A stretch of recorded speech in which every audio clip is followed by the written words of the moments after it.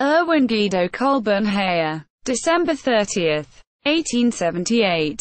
Budapest, April 12, 1962. Munich, was an Austrian novelist, poet and playwright, later based in Germany. He belonged to a group of writers that included the likes of Hans Grimm, Rudolf G. Binding, Emil Strauß, Agnes, Miegel and Hans Johst, all of whom found favor under the Nazis. He was nominated for the Nobel Prize in Literature 5 times. Early life. A Volksdeutscher from the Hungarian part of the Austro-Hungarian Empire. He attended school in Budapest before furthering his education in Karlsbad and Vienna.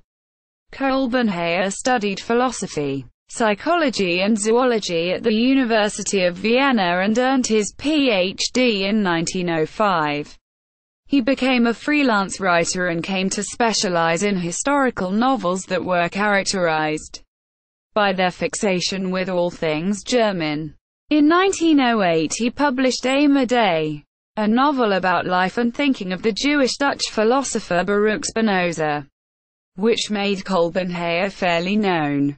Kolbenheyer published an anthology with own poetry under the title Der Dornbusch brennt, i.e., Burning Bush, in 1922. Between 1917 and 1925 he produced his most celebrated works, a trilogy of novels about Paracelsus.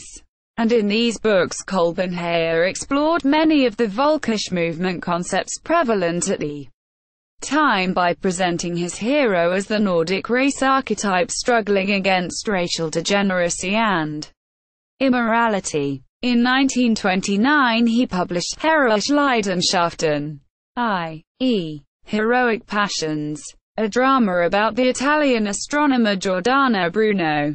Having settled amongst the Sudeten Germans, Kolbenheyer's right-wing attitudes solidified and he came to preempt many ideas of Nazism, notably in his theoretical work Die Bauhut, 1925, which predicted a turn away from Judeo-Christianity as the source of German salvation.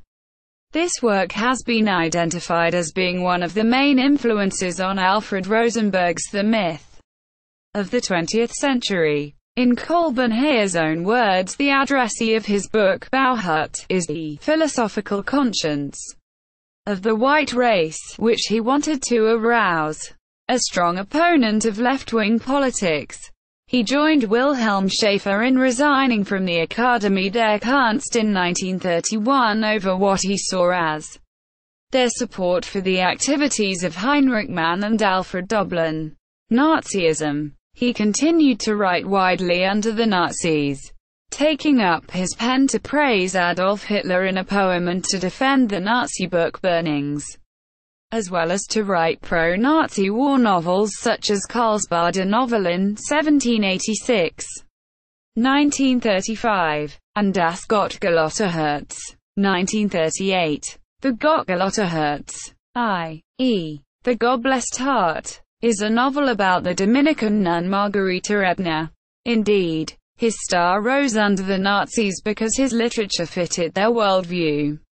He was one of a number of writers added to the Prussian Academy of Arts after the Nazis came to power in 1933 at the expense of the likes of Franz Werfel, Ludwig Fulda and Jakob Wassermann, none of whom shared the Nazi Weltanschauung. His 1934 play Gregor und Heinrich, concerning Henry IV, Holy Roman Emperor and Pope Gregory VII, demonstrated an instance of his pro-Nazi stance as he dedicated it to the German spirit in the process of being resurrected. As a reward for his high standing under the Nazis, he was one of 6 writers included on List A, or the List of the God-Gifted, properly known as the Gottbegnadeten list, who were exempted from military service on account of their prestige. He was also awarded the Goethe Prize in 1937. In 1940 he published the anthology Vox Humana. Post-war writing. Kolbenheyer was banned from writing for 5 years after the Second World War, although from his base in West Germany, he continued to publish novels that were largely in the same nationalist spirit as his previous output. He also became a regular contributor to the far-right, pan-European nationalist journal Nation Europa.